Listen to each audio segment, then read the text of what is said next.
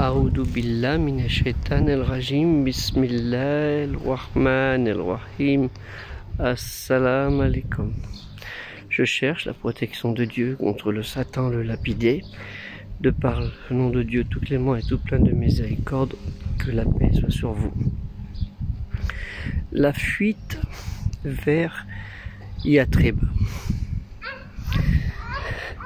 Je dis bien Yatrib parce que c'est comme ça que cette ville s'appelait quand le prophète Mohammed, sur lui le salut et la paix, a quitté sa ville natale, sa ville chérie, sa ville où il y avait sa famille,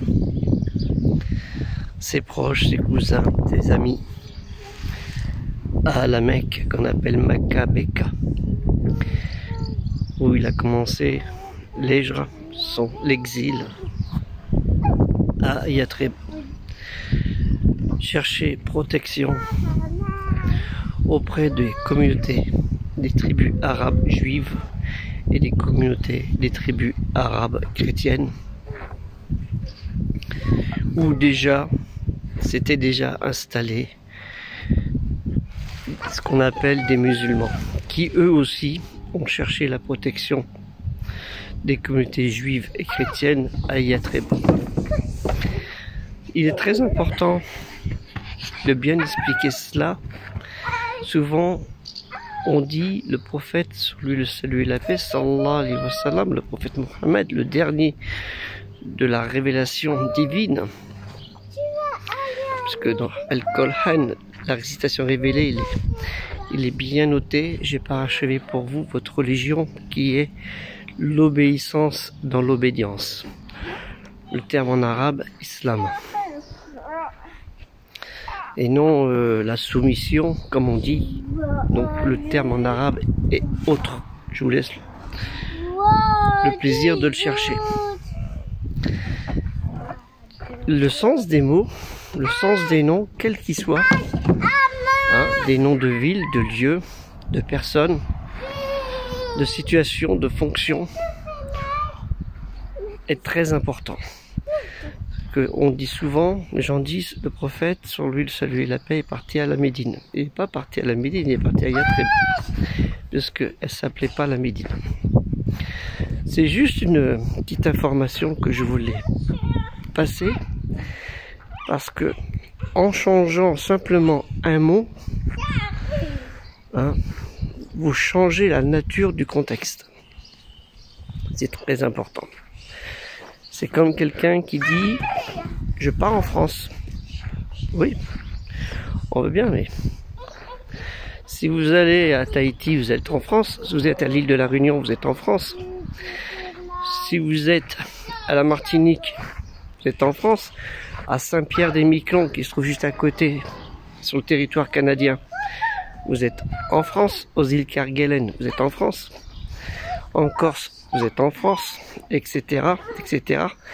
Et si vous allez en France, la métropole, hein, les continents, l'hexagone, c'est beaucoup plus clair.